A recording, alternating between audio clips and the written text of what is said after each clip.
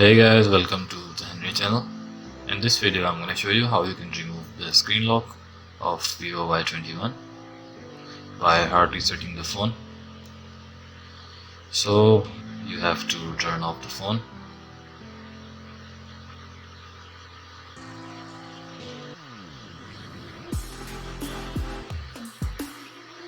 Just tap on power off,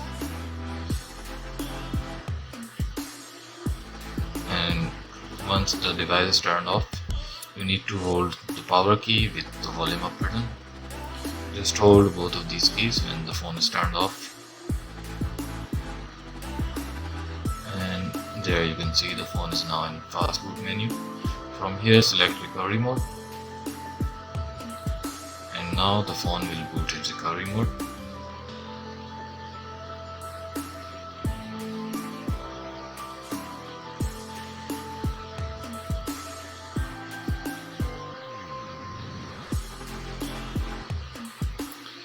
So from here click on clear data.